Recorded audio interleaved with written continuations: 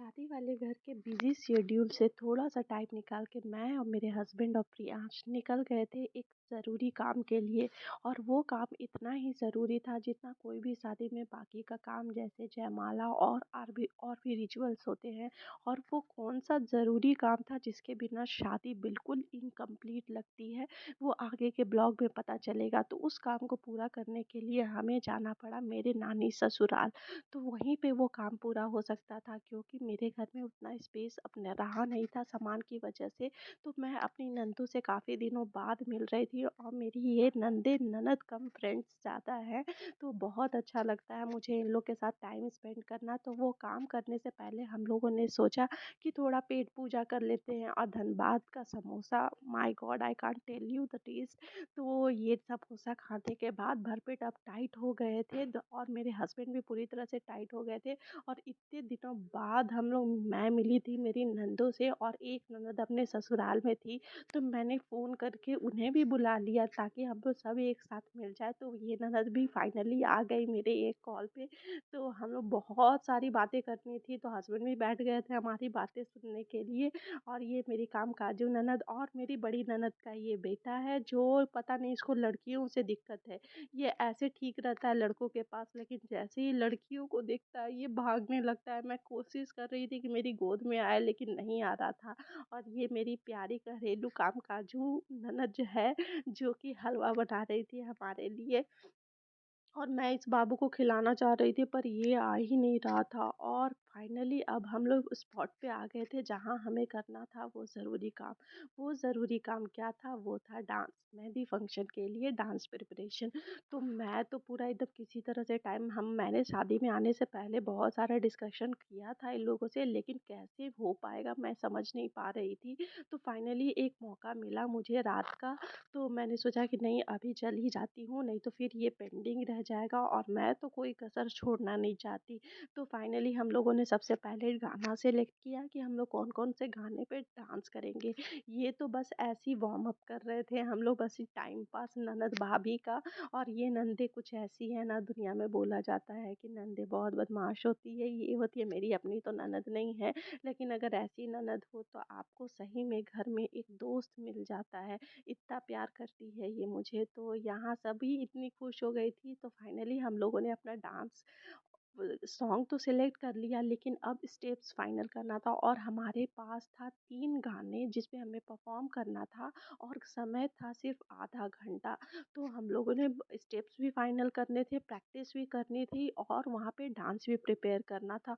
तो बहुत सारी चीज़ें एक साथ थी। तो हम लोगों ने पहले स्टेप्स फाइनल किया गाने सुन सुन के कि कौन कौन सा स्टेप्स करेंगे कौन कौन से गाने पे, और कौन सा गाना फर्स्ट में होगा, कौन एंकरिंग करेगा, कौन क्या करेगा। तो बहुत सारी चीज़ें होती है ना फंक्शन में।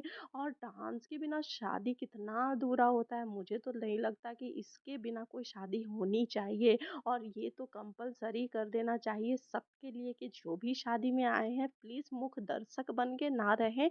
ये तो करना ही पड़ेगा। तो मैं तो रेडी हो गई थी अपने प्रिपरेशन में अपनी नंदों के साथ, क्योंकि हमारा परफॉर्मेंस होने वाला था। और ये तो मेरा ससुराल है, मैं तो ससुराल में परफॉर्म करूँगी, थोड़ा निगाहें सबकी होगी कि अरे बहू डांस कर रही है, लेकिन कोई बात नहीं, चलता है। मैं इतना नहीं सोचती, मैं अपनी धुन में रहती हूँ। तो यहाँ पे फाइनली स्टेप्स फाइनल हो गया था एक गाने का। तो हम लोगों ने फिर, और ये मेरी छोटी ननद है जो अपने ही धुन में रहती है, इनको भी कुछ ना कुछ अपने मन से ही करना होता है। ये ऐसे-ऐसे स्टेप कर रही थी जो सब हम लोग लग रहा था कि फँस के गिरने वाले हैं।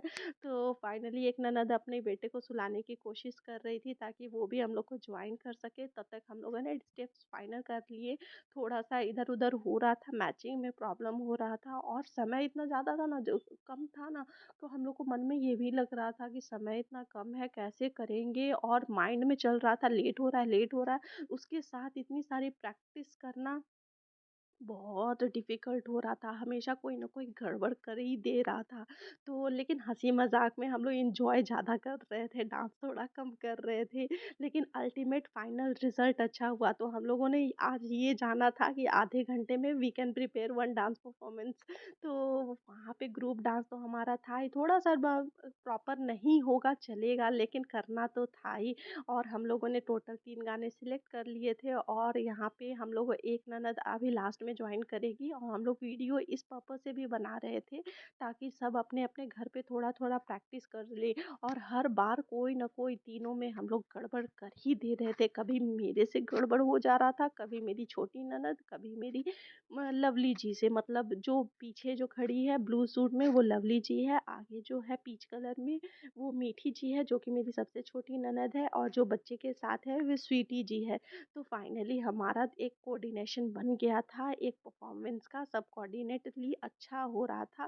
फाइनली जो मेरी बड़ी ननद का जो बेटा था वो सो गया। अब शी कैन जॉइन मदर होना कितना मुश्किल है ना, आपको कितनी सारी चीज़ें सैक्रिफाइस करनी पड़ती है, तो अभी वो फिर से करेगी ताकि बच्चा जब तक सो रहा है तभी तक।